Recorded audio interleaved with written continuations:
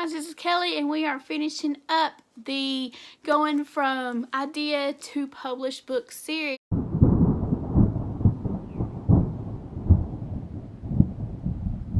Oh my gosh, I have had so much fun filming this series. I'm still a little sick, but we're making it through. We're going to get through it. Today is going to be kind of a quickish list video, and we're going to talk about the pros and the cons of indie publishing versus trade publishing. Now, you can do both. You can have a trade or a traditional company publish your book, or you can at the same time independently publish a book. Now, the things that go along with that is you cannot, or most publishers will not, publish an already self-published book unless it has sold a whole lot. So don't think you're going to put a book out independently published and then try to get somebody to publish it, because that's not going to happen. Let me fix this. So what you need to do is, when I mean you can go trade and indie, you can do it based on the book, not individual books. If you put a book out, like Never Kiss the Dead, if you put it out indie, don't try to get it published traditionally, because it's more than likely not going to happen. Okay, so we're going to start with indie. We have the pros for indie and we have the cons for indie. Now, again, I have my notebook so we can not forget what I want to say. Okay, for pros, you have all the control. You have every single bit of control of your book, when it's published, how it's published, what it looks like. You also get all the royalties. You don't split it with anybody except the publishing platforms like Amazon. You get all the royalties from that book. If a book is $2.99, you get 70% of that $2.99. If you are the publisher, you get like 40 or 50% of that 70% of that $2.99. I hope that makes sense. You can be in charge of price changes. Any price change that you want to do, you can do, and it's easier to change things. If you want to change your price, if you want to change your cover, you don't have to ask anybody. You just do it yourself. Now, the cons of indie are you have all control. Every decision is yours, good or bad. It's yours. So sometimes that can be a con, because sometimes you want somebody in your corner to give you some tips and advice. But in an indie, all decisions are ultimately up to you. You have all the upfront costs. You have all the royalties, but you also have all the upfront costs of editors and proofreaders and cover designers and formatters and things like that. You don't have a publishing contract if you're indie, of course, and a lot of times people need or think they need that publishing contract to feel like a real author.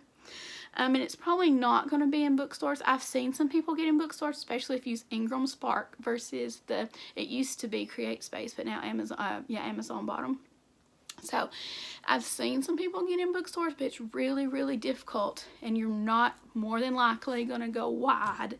Ooh, hit that. You're more than likely not going to go wide in a huge section or in every bookstore or in Walmart if you don't have a traditionally published contract or traditionally published book with a big five or one of the bigger companies.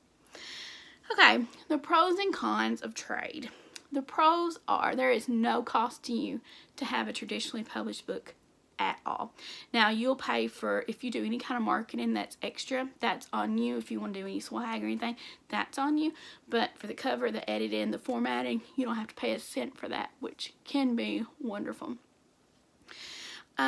You sometimes get an advance if you go traditionally route, especially if you go with a big five or a bigger company. Sometimes you get an advance, which is wonderful. Well, it has its pros and cons too, because if you don't earn out your advance, then you're more than likely, then you don't get any more money, and then you may not get another book published through them. So that's kind of a con to that pro. You will be in a bookstore more than likely if you go the traditional, especially with the bigger five publishers. And some people see it as more respectable, or you are a real writer. I had a friend one time, a few years ago, she asked me how the writing was going, and I said, it's going really well. And she said, are you in, all the big bookstores yet? And I'm like, no, not yet. I'm not in the big bookstores. And she was like, well, that's okay. You'll be a real author someday. Be a real author someday. So I just smiled and nodded because she meant well. She didn't mean it bad. So, pro. Okay, the cons of being having a traditionally published book are you lose all control, or most of the control, of your cover, formatting, editing, release date, everything. Now, sometimes they will let you have some kind of input, but generally it's not in your control. You have to ask if you need any kind of details. If you want to know how many books you've sold on KU, if you're an indie, all you have to do is look. If I want to know how much money I've made this month on KU and the books that I have out so far, or on Amazon, I can go look. I can see how many pages read I have. I can see all that. With my traditional books, I can't. If I want to know how much I've sold, I have to ask. Or sometimes they will send it with your royalties, how many books you sold. So it's not something you can like, oh, I wonder how this promo did. You have to ask if you want to do that. If you have an agent, the agent gets 15% generally of whatever your book gets. And I guess a pro and a con is some publishers will do 50% royalty, and that can be 50% of that 70% that the Amazon company will give you. Or I say Amazon because I'm generally on KU more, but all the rest of the publishers will do something similar like that. If your book is cheaper, you only get 30%. So if it's more, you get 20%, or you get 70%. So that's kind of a pro and a con. It depends on the company of how much money you actually get per book. So that's it. That's generally the pros and the cons versus traditionally and independently published books. Whatever you decide to do is not wrong. There is no wrong answer. I do believe you have to decide, throwing it back to my word of the year, on what path you want to go on and how far you want to go on that path. How, if you're very much determined to go traditional, how far you're willing to go traditional. I don't mean bad. I mean if you're willing to like change genre or write 7 books before you get picked up by an agent, or whatever you need to do. I will say that it is harder to get an agent the more independent books you have out, especially if they don't sell like huge numbers, because they will look. I've seen some agents that are like, no, it's fine. We don't care how many books you've sold previously. We're only judging you on this book. I hope that's how a lot of agents are. Some agents aren't. They all have different criteria. Also, if you're looking up agents, be very careful and check out their websites and make sure that you know who they have sold to, and if it's a company, if they sell a lot of books to companies that you can query yourself, well, you might just want to query the company yourself. But it's totally up to you. Some people would love a champion in their corner. I would love a champion in my corner. I would love an agent just to kind of talk to and be like, yeah, this is good, this is not good, this is, you know. But if it never happens, it never happens. And I'm very happy with my writing career and the path that I've taken. I'm very happy with all the publishers I've worked with, and my cover designer, my editors, and just I've had a great time publishing, and I love it. I love both ways. I have a independently published book this year, maybe 2, and I have a traditional book that's coming out in March, and maybe more than that. I don't know. So just know that whatever way you decide to go, it is okay.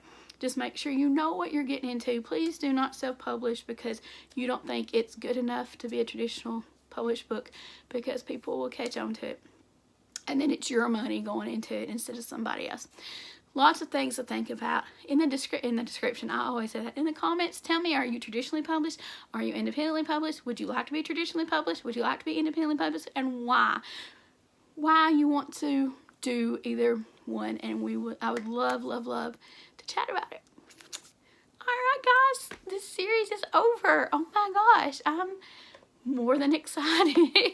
I have loved doing this with y'all and giving tips about things that I've learned through publishing. And how many years did I say? It's been 8 years. It's been 8 years. It'll be 8 years in October when my first book came out. Oh my land. Oh my land. Subscribe if you want to see more bookish writerly content. Hit the like button if this video is anything that you like. Hit the notification bell if you want to know when I make new videos. I have a resolution for myself. I'm going to post on Tuesday, Thursday, and Saturday. I'm going to try very hard. That's my promise to myself. And if I can film feeling like this, then maybe I can film any day. I'm not going to say that because if I do, things are going to come out at me and be like, haha, film this day, film that day.